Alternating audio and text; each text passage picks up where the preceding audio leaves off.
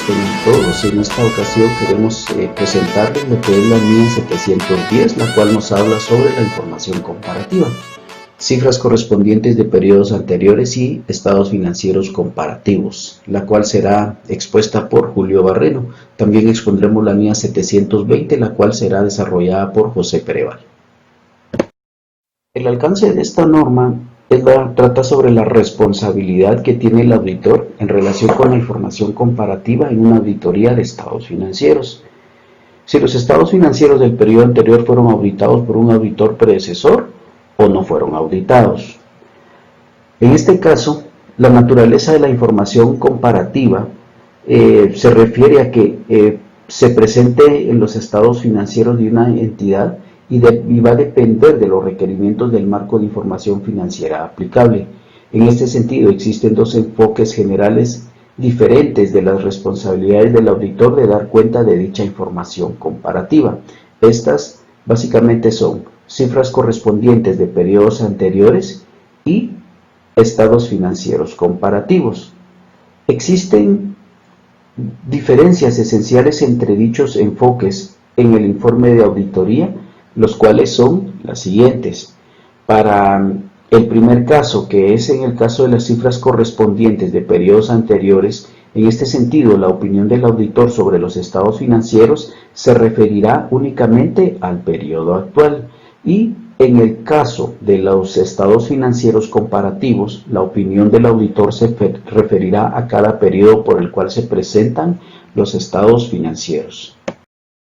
Los objetivos básicos de esta norma, en este caso es el primero, obtener evidencia de auditoría suficiente y adecuada sobre si la información comparativa incluida en los estados financieros se presenta en todos los aspectos materiales de conformidad con los requerimientos del marco de información financiera aplicable relativos a la información comparativa. Y el otro objetivo es la emisión de un informe de conformidad con las responsabilidades del auditor. Hablaremos sobre algunas definiciones que se manejan en esta norma. En este caso, conoceremos qué es una información comparativa. Básicamente es el importe o información a revelar incluidos en los estados financieros y relativos a uno o más periodos anteriores, de conformidad con el marco de información financiera aplicable.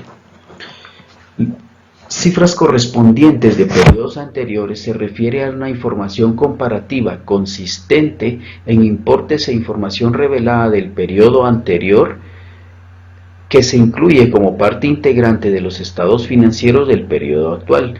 Esto con el objetivo de que se interpreten exclusivamente en relación con los importes financieros revelados del periodo actual. Y estados financieros comparativos se refiere a la información comparativa consistente en importes e información a revelar del periodo anterior que se incluyen a efectos de comparación con estados financieros del periodo actual y a los que, si han sido auditados, el auditor hará referencia en su opinión.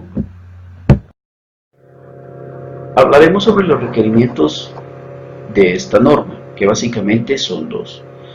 El primero es los procedimientos de auditoría. El auditor, en este sentido, determinará si los estados financieros incluyen la información comparativa requerida por el marco de información financiera aplicable y si dicha información está adecuadamente clasificada. La información comparativa concuerda con los importes y otra información presentada en el periodo anterior o cuando proceda si ha sido reexpresada. Y las políticas contables reflejadas en la información comparativa son congruentes con las aplicadas en el periodo actual o en el caso de haberse producido cambios en las políticas contables, si dichos cambios han sido debidamente tenidos en cuenta y adecuadamente presentados y revelados. Y el otro requerimiento es sobre el informe de auditoría. En este caso, hablaremos sobre los dos enfoques que hablábamos anteriormente, que el primero es cifras correspondientes a periodos anteriores y el otro es de estados financieros comparativos. Con el primer enfoque, cuando se presentan cifras correspondientes de periodos anteriores, la opinión del auditor no se referirá a dichas cifras correspondientes de periodos anteriores, excepto en las circunstancias descritas en los apartados 11, 12 y 14 que mencionaremos más adelantito. En este sentido, si el informe de auditoría de periodos anteriores, tal como se emitió previamente, contenía una opinión con salvedades, denegaba la opinión o contenía una opinión desfavorable y la cuestión que dio lugar a la opinión modificada no se ha resuelto, el auditor expresará una opinión modificada sobre los estados financieros del periodo actual. Se referirá tanto a las cifras del periodo actual como a las cifras correspondientes de periodos anteriores en la descripción de la cuestión que origina la opinión modificada cuando los efectos o posibles efectos explicará que la opinión de auditoría en una opinión modificada debido a los efectos o los posibles efectos de la cuestión no resulta sobre la comparabilidad entre las cifras del periodo actual y las cifras correspondientes a periodos anteriores. Y si el auditor obtiene evidencia de auditoría que existe una incorrección material en los estados financieros del periodo anterior sobre el que se emitió previamente una opinión no modificada, cuando están los estados financieros del periodo anterior auditados por un auditor predecesor, si fueron auditados por un auditor predecesor, las disposiciones legales o reglamentarias no prohíben al auditor referirse al informe de auditoría del auditor predecesor en lo que respecta a las cifras de periodos anteriores y el auditor decide hacerlo, señalará en un párrafo sobre otras cuestiones que estos estados financieros del periodo anterior fueron auditados por un auditor predecesor, y si el tipo de opinión expresada por el auditor predecesor y si se trató de una opinión modificada, las razones que motivaron a dicha opinión y también la fecha del informe. Cuando son estados financieros de periodos anteriores no auditados, si no fueron auditados, el auditor manifestará en un párrafo sobre otras cuestiones del informe de auditoría en las cifras correspondientes de periodos anteriores que no han sido auditadas. Ahora hablemos sobre los informes bajo el otro enfoque, que es estados financieros comparativos. Cuando se presentan estados financieros comparativos, la opinión del auditor se referirá a cada periodo al que se presentan estados financieros y sobre el que se expresa una opinión. Cuando el informe sobre los estados financieros del periodo anterior, en conexión con la auditoría del periodo actual, el auditor, en el caso que su opinión sobre los estados financieros del periodo anterior difiera de lo que previamente se expresó, revelará los puntos fundamentales de la diferencia en la opinión en un párrafo de cuestiones.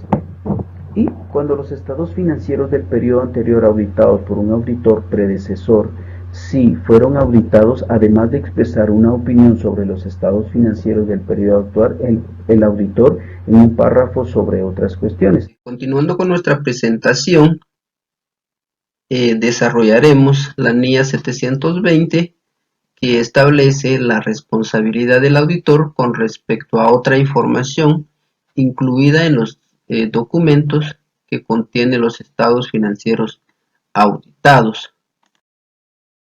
El alcance de esta NIA trata de las responsabilidades que tiene el auditor en relación con otra información incluida en documentos que contienen los estados financieros auditados y el informe de auditoría. Aunque el auditor no tiene la responsabilidad de considerar otra información ni determinar si es apropiada y pertinente para la formación de su opinión, el auditor puede determinar necesaria considerar otra información para soportar la credibilidad de los estados financieros. Dentro del objetivo, el auditor debe de responder oportunamente y apropiada cuando los documentos que contienen los estados financieros y el informe de auditoría incluye otra información que puede afectar su credibilidad de los estados financieros y el informe de auditoría. Dentro de las definiciones encontramos con la primera, que es otra información, la segunda, incongruencia, la tercera, incorrección en la descripción de un hecho, La primera incluye información financiera y no financiera que está inmersa en el documento de los estados financieros y el informe de auditoría, de acuerdo a las normas o regulaciones adecuadas cuando así se requiera. Esta información puede ser un informe sobre las operaciones, resúmenes financieros, datos relacionados al personal, desembolso de utilidades, nombres de funcionarios o directores y datos trimestrales seleccionados. Ahora la segunda definición, que es incongruencia, no es más que otra información que contradice la información contenida en los estados financieros y que puede afectar las conclusiones alcanzadas de la auditoría, así como la evidencia obtenida y el soporte en los que se basa el auditor para formar su opinión. También tenemos la tercera definición, que se trata de incorrección en la descripción de un hecho. Esta información presentada de forma incorrecta, que no está relacionada con los asuntos presentados en los estados financieros y que puede afectar la credibilidad del documento que contiene los estados financieros. Dentro de los requerimientos de la norma nos encontramos con el examen de otra información. El auditor debe de leer en su totalidad la otra documentación para determinar si existe incongruencias materiales en los estados financieros.